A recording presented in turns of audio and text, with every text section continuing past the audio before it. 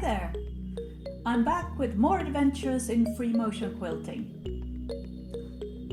In the previous episode I left off after I had mentioned that the machine was skipping more stitches than what was acceptable to me.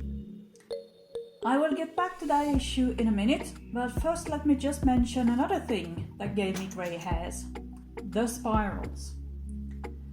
I had decided to fill the black squares between the stars with something interesting, and my plan was to just improvise some spiral shapes in these areas.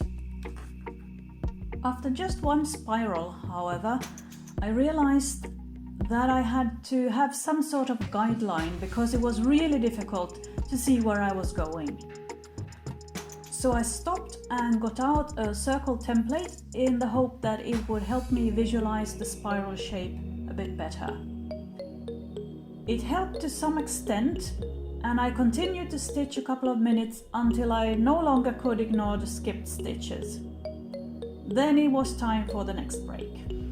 The first thing I did was to change the presser foot to one with a closed toe, which means that it would press down on the fabric and stabilize it more than the foot with an open toe.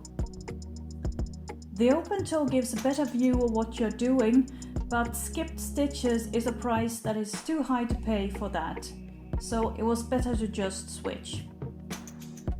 The closed foot was an improvement, and I managed to stitch for several minutes before I had to admit to myself that the machine was still skipping stitches in an unacceptable way and that the spirals still gave me a headache. So I stopped again. My next move was first to change the needle to a bigger size to see if that would help, as a bigger needle penetrates the fabric layers with more force. It didn't make that much difference this time.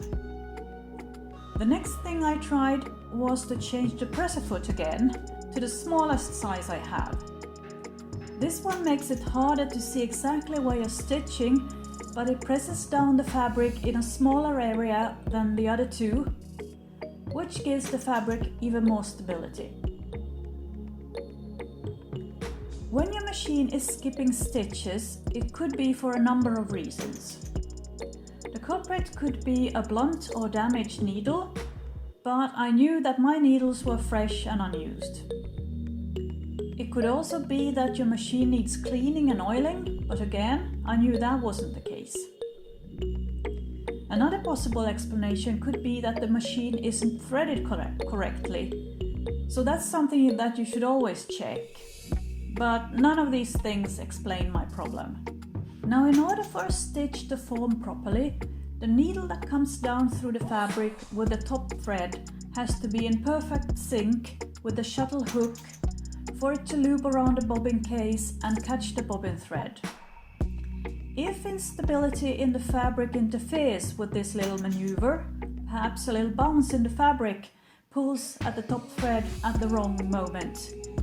The top thread misses the shuttle hook and bobbin thread and you get a skipped stitch. A smaller opening in the presser foot helps to stabilize the fabric. I had noticed that there was quite a bit of bounce in the areas where many seams meet, such as in the tips of the stars, and I suspected that this was the main culprit. In addition, I could also use my fingertips as extra support in problem areas, as well as stitch slowly in problematic areas to help the machine keep up and to give myself time to correct things if I noticed skipping. I could then stitch an extra stitch in the same area to replace the one that didn't form. I decided this would be my strategy from now on. As you probably noticed already, during the break I also draw exact guidelines for me to follow in the spirals. Earlier, when I have free motion quilted spirals, I've just winged it. I've looked at the space I have and where I'm going and improvised. The difference this time was that I was stitching with black thread on black fabric, And believe me when I say it's like stitching blindfolded or in a blacked out room. So I gave up and gave myself these guidelines to follow to ensure I got nice looking spirals and not just giant eyesores. It's important to know yourself, your limitations and your expectations, and act accordingly. After I had changed the needle and presser foot and made sure to stitch slowly in certain areas and use my fingers to press down the seams a bit extra, there was finally less skipping and I could carry on stitching until I had completed the stars and spirals.